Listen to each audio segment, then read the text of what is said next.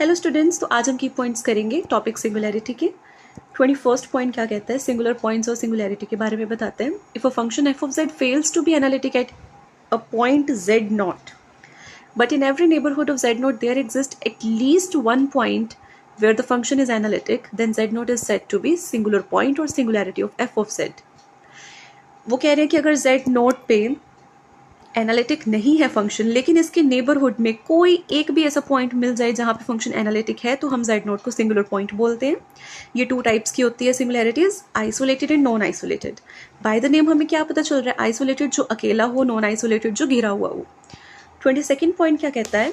The point z equal to z naught is called an isolated singularity of f of z if there exists delta greater than 0 such that the circle mod z minus z naught equal to delta encloses no singular point other than z naught। तो basically क्या कह रहे हैं, isolated मैंने जैसे कि आपको भी बताया अकेला, तो दैट मीन्स एक ऐसा पॉइंट जिसका मेरे को कोई छोटे से छोटा भी अगर नेबरहुड मिल गया, जिसके नेबरहुड में कोई और सिंगुलर पॉइंट नहीं है, दैट मीन्स इस पॉइंट के अलावा, ये जो सेंटर में मैंने एक पॉइंट लिया, इस पॉइंट के अलावा बाकी सारे पॉइंट्स पे फंक्शन हमारा एनालिटिक है, सिर्फ इसी पॉइंट पे नहीं है, तो हम क्या बोलते हैं कि ये वाली जो सिंगुलैरिटी है ये आइसोलेटेड है, अकेली है, अकेला ऐसा पॉइंट है उस नेबरहुड के अंदर, राइट।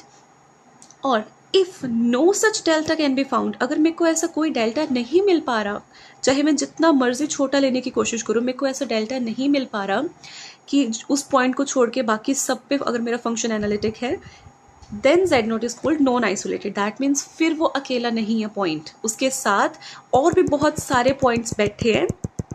और भी इनफाइनाइटली मैनी पॉइंट्स हो जाएंगे, क्योंकि अगर फाइनाइट मैनी होंगे तो फिर हमें कोई ना कोई छोटे से छोटा नेबरहुड तो मिल ही जाएगा, लेकिन हमें कोई भी पॉइंट नहीं मिल रहा, that means infinitely many points ऐसे बैठे हैं जिस पे फंक्शन एनालिटिक नहीं है, तो उस सिंगुलैरिटी को हम क्या बोलते हैं, उस जेड नोट पॉइंट को हम क्या बोलेंगे, नॉन आइसोलेटेड सिंगुलैरिटी। ठीक है। Next, if z naught is not a singular point, ठीक है, अगर सिंगुलर पॉइंट नहीं है, दैट मीन्स फंक्शन उस पॉइंट पे एनालिटिक है, and there exist delta greater than 0 such that इस नेबरहुड में इनक्लोजेज नो सिंगुलर पॉइंट, कि फंक्शन उस पॉइंट पे भी एनालिटिक है और उसका मेरे को एक नेबरहुड भी मिल गया जिस नेबरहुड में कोई और सिंगुलर पॉइंट भी नहीं है, दैट मीन्स जो फंक्शन इस पॉइंट पे भी एनालिटिक है, इसके नेबरहुड में भी एनालिटिक है, देन उस पॉइंट को हम जेड नोट को क्या बोलेंगे,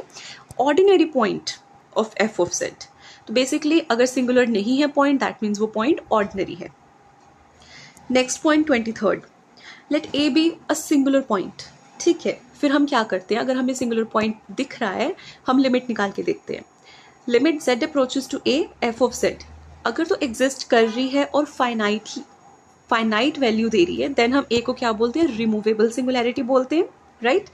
अगर एग्जिस्ट कर रही है लेकिन इनफाइनाइट वैल्यू दे रही है, देन वो पोल सिंगुलैरिटी होती है। लेकिन अगर लिमिट एग्जिस्ट ही नहीं कर रही, देन हम क्या बोलते हैं, essential singularity. Next, 24th point, principal part of Laurent series expansion of F of z about point a. Principal part हमने लॉरेंट सीरीज में पढ़ा हुआ है, वो पार्ट होता है जिसमें जेड की हमारे पास नेगेटिव पावर्स होती हैं, for example something like this. ठीक है, about point A where A is the singular point of F of Z has no terms if A is removable singularity. Removable singularity के case में हमारे पास negative power of Z नहीं होती। Finitely many terms if A is a pole, अगर हमें pole singularity दी है, ए पे पोल सिंगुलैरिटी है, दैट मीन्स नेगेटिव पावर्स है लेकिन फाइनाइटली मैनी है। फॉर एग्जाम्पल, अगर मेरे पास कुछ ऐसा सा फंक्शन है, दैट्स इट, ये एनालिटिक,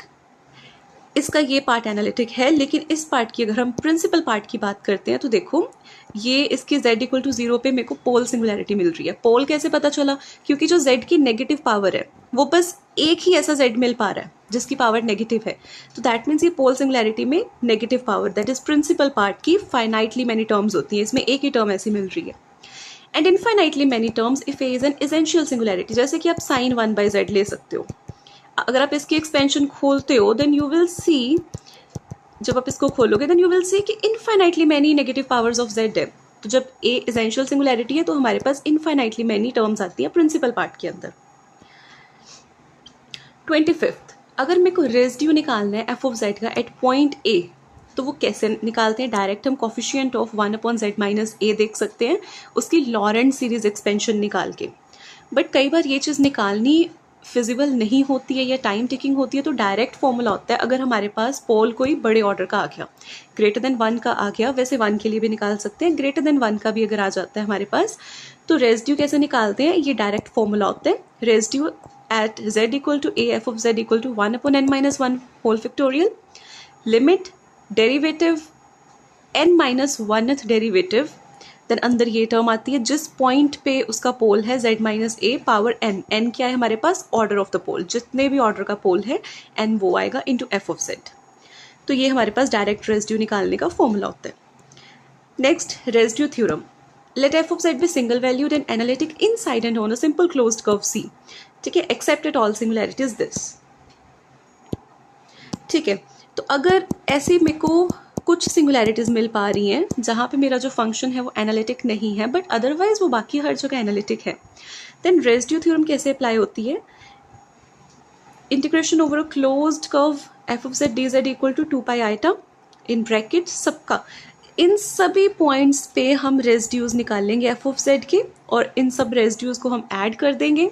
साथ में मल्टीप्लाई करेंगे 2 पाई आइटा, तो हमारे पास कंप्लीट इंटेग्रल की वैल्यू आ जाएगी, राइट। नेक्स्ट 28th पॉइंट क्या कहता है कि if F of Z has simple pole at Z naught and G of Z is analytic, G को जेड नॉट पे कोई प्रॉब्लम नहीं है,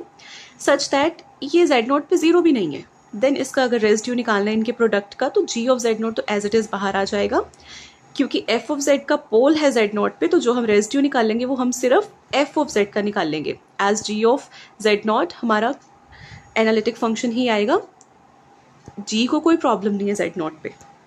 तो ये एज इट इज प्रोडक्ट से बाहर आ जाएगा। 29th, if a function f of Z has an isolated singularity at Z naught and f of Z is even in z minus z naught, even की इन्होंने डेफिनेशन या कह लो जिस तरीके से हम लिखते हैं इवन फंक्शंस को उस तरीके से लिख के दिखाया है, then residue at z equal to z naught of F of Z is 0। 30th point क्या कहते हैं, हमें कोई फाई फंक्शन दिया है analytic at Z naught such that कि वो जेड नॉट पे 0 भी नहीं है। If a function g has a 0 of order 3 at z0, then direct उसका रेजिड्यू निकालने का, उनके